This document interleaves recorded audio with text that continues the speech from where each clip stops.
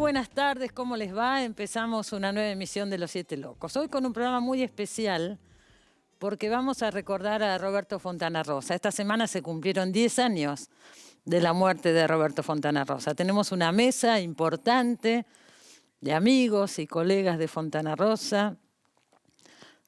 Tenemos notas porque por supuesto que vino muchas veces al programa Roberto Fontana Rosa. Elegimos una que hicimos en el año 2003, donde estuvo toda la hora charlando con nosotros y habló de un montón de temas. Vamos a ir pasando algunos fragmentos.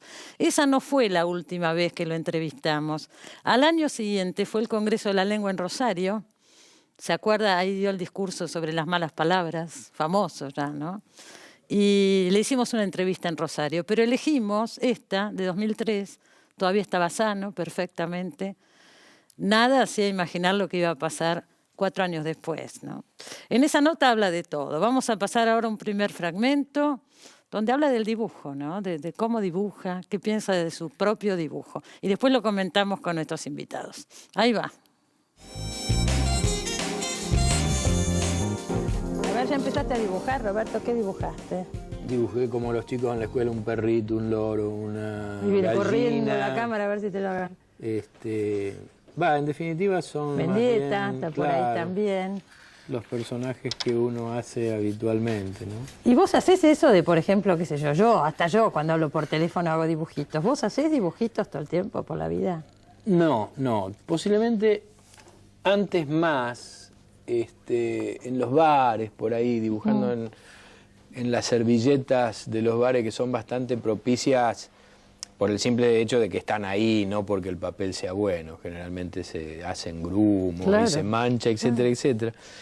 Pero era como un hábito. Yo creo que en ese aspecto,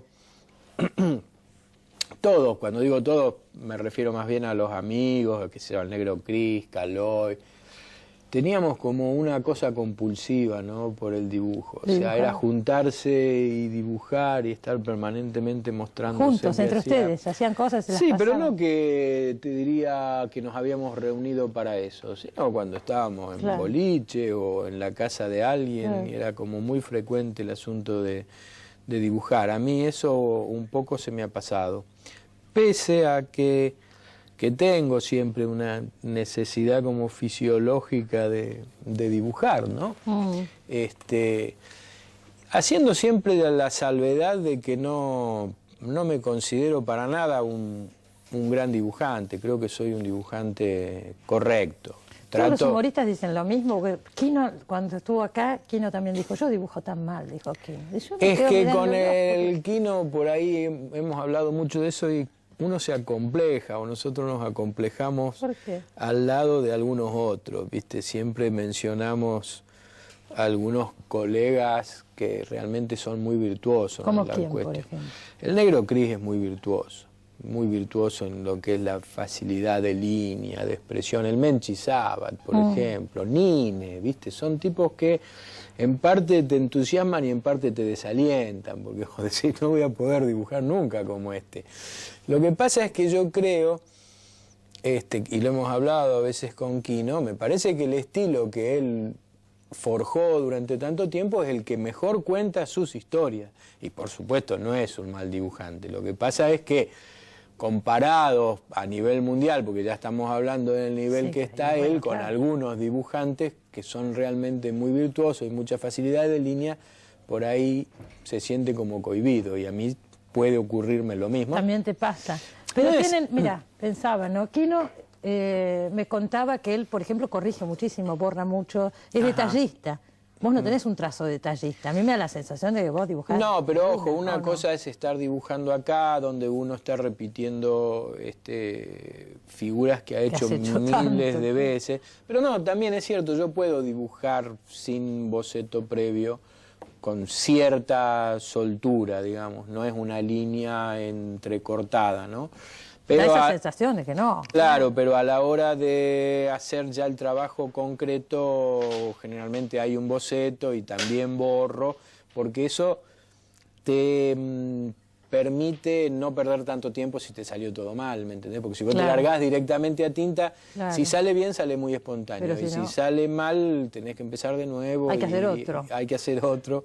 Y es una pérdida de tiempo. Pero también está de acuerdo a las expectativas que cada uno tenga sobre su propio trabajo, ¿me entendés? O sea, para mí el problema original es encontrar la idea, ¿qué voy a decir? Después, el dibujo, por eso te digo que yo no me considero un buen dibujante. El dibujo está en función de lo que querés está en contar. función de lo que quiero contar. Claro. O sea, primero está Claro, la historia. Entonces, claro. no tengo una búsqueda plástica, ni una expectativa, ni soy un tipo que estoy experimentando permanentemente con la línea, Claro. con las texturas, etcétera, etcétera, ¿no? ¿Y lo que querés contar te aparece con facilidad o te cuesta encontrar temas? Responde a distintos mecanismos que a veces pueden aparecer con más facilidad que otro, pero casi siempre depende de disparadores que uno encuentra, en el caso mío, muchas veces en la lectura, ¿no? Yo creo que esto, yo me doy cuenta que así como los músicos escuchan mucha música, están mucho tiempo dedicados a eso, fundamentalmente si uno quiere escribir, es muy difícil que encuentres un escritor que no lea, ¿no es cierto? ¿No? Y vos sos un escritor.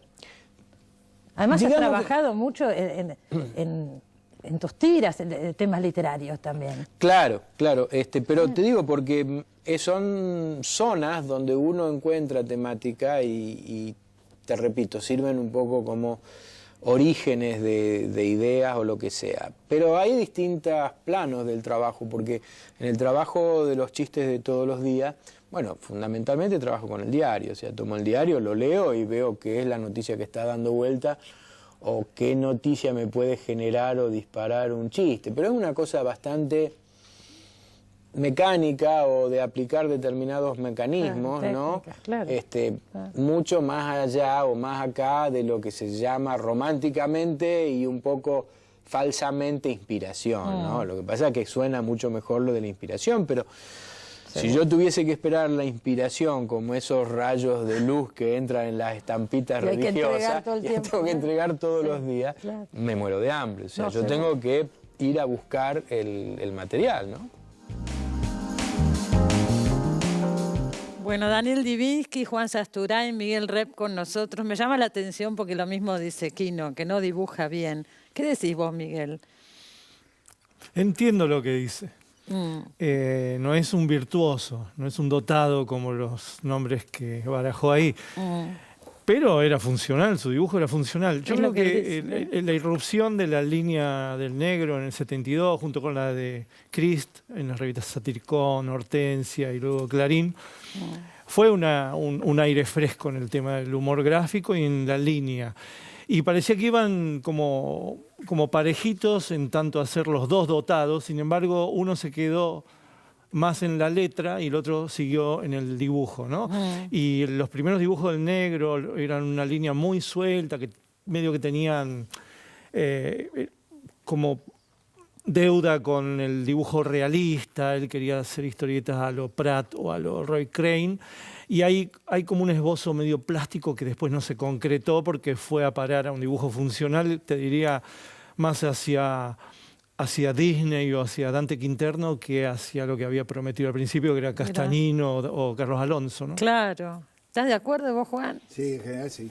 Pero creo que es un gran dibujante el negro que él mismo obturó o por lo menos dejó de desarrollar. De esas tres grandes zonas de su facilidad y su creatividad, que son el dibujo, el humor y la capacidad de narrador, de escritor, el dibujo es el que fue abandonando cada vez más, prestándole menos atención.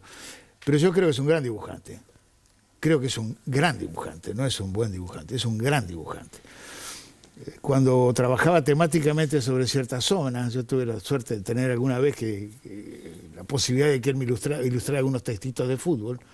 Cuando trabajaba sin la limitación, perdón, saquemos limitación, sin la referencia directa del chiste, y trabajaba a partir de... dibujaba como un monstruo. Y como dice Miguel, viene del dibujo realista de historieta, es un gran narrador, es un gran narrador. Entonces,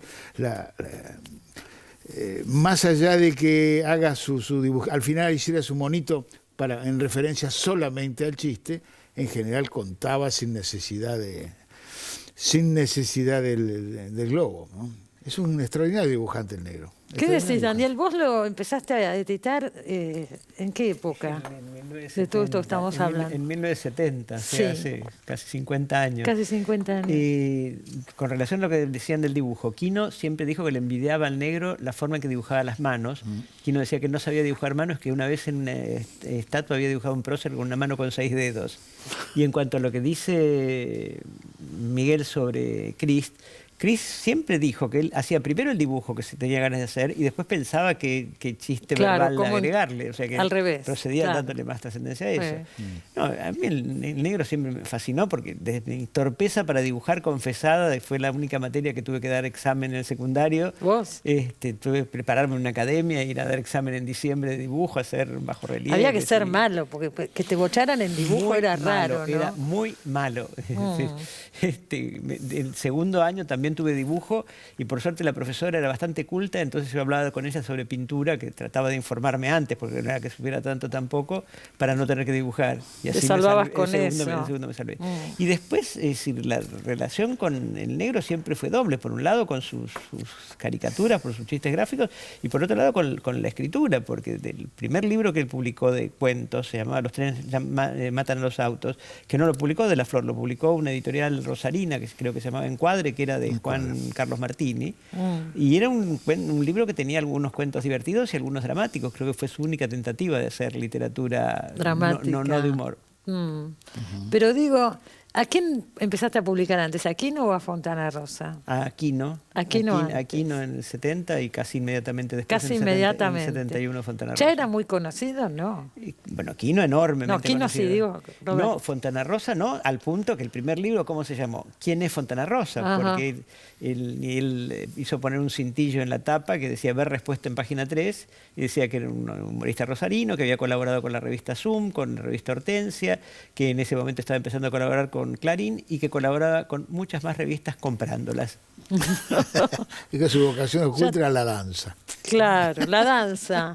Digo, si nosotros pensamos, está vigente, ¿no es cierto, Fontana Rosa? 10 años después estamos, me dice Daniel, se siguen vendiendo los libros. No, eso no tengo idea porque el ver la grabación de tu reportaje me produjo una doble nostalgia, la profunda del corazón de no tenerlo Fontana Rosa y la otra profesional de que los libros que mostrabas, que tenían el sello que él eligió para que lo editara, Ediciones de la Flor, dejó de publicar sus libros a partir de una decisión de parte de su familia.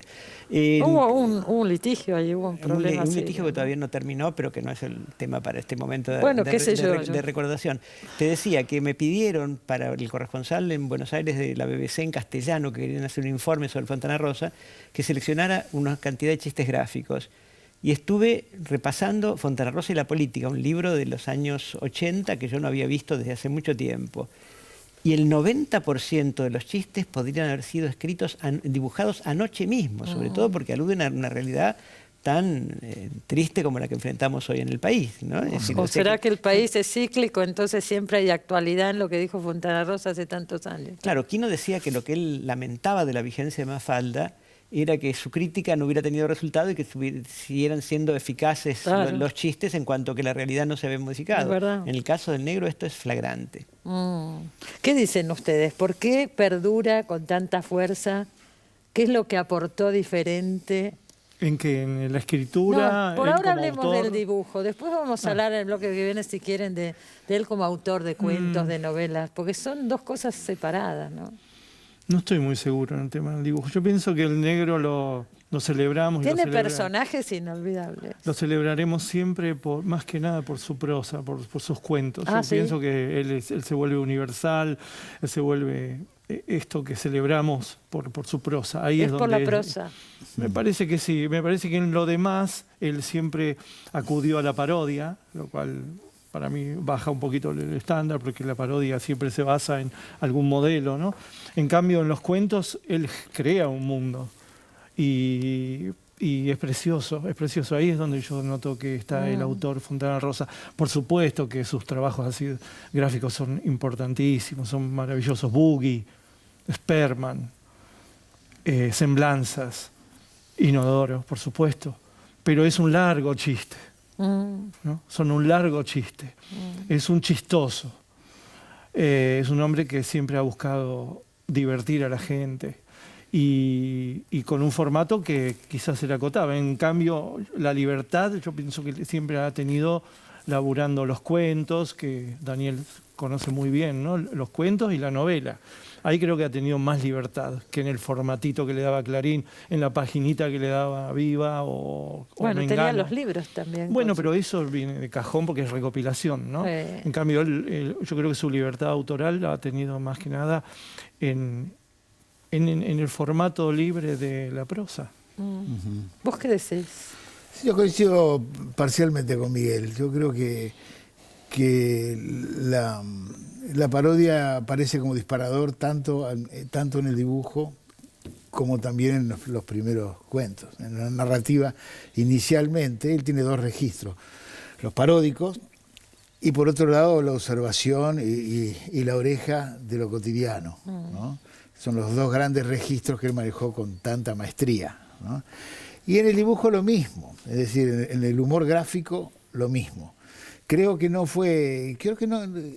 a perdurar tanto una cosa como la otra. Yo creo que tanto el buggy como sobre todo el inodoro tienen a lo largo de un desarrollo tan largo secuencias que se pueden describir como diferentes. Comienza siendo absolutamente paródico, el primer episodio de Inodoro es una referencia indirecta al universo del folclore, a la samba lapomeña, ¿no es cierto?, Eulogia, Tapia, y al Martín Fierro y al dibujo de Castañino. Hay por lo menos 4 o 5 referencias culturales del universo de la cultura popular argentina. Y paulatinamente va adquiriendo, a partir de la utilización de todos esos materiales y los distintos medios por los que va pasando, va adquiriendo distintas formas del inodoro. La plasticidad de Fontana Rosa, la capacidad que tenía para adecuar su talento y su creatividad a los distintos formatos y a los distintos espacios es proverbial, es extraordinario. Hay largas secuencias de Inodoro Pereira que son verdaderos poemas épicos. En la época en que trabajaba con historietas de Continuará, que publicaba en 7 días, o publicaba en Mengano, las historias son largas. Y cuando encontró el formato, o se encontró con el formato pequeño de Clarín, inventó otra manera de hacer humor, haciendo un reguero de chistes, como diría Miguelito, ¿no? Es decir, yo creo que el talento de Roberto trasciende largamente las que serían limitaciones de los géneros. En todos los aspectos tiene auténticas obras maestras absolutas, más allá del humor, más allá de cualquier consideración. Señores, vamos a hacer un pequeño corte y seguimos. Tenemos un montón de material y vamos a ir comentándolo con nuestros invitados. Ya volvemos, no se vayan.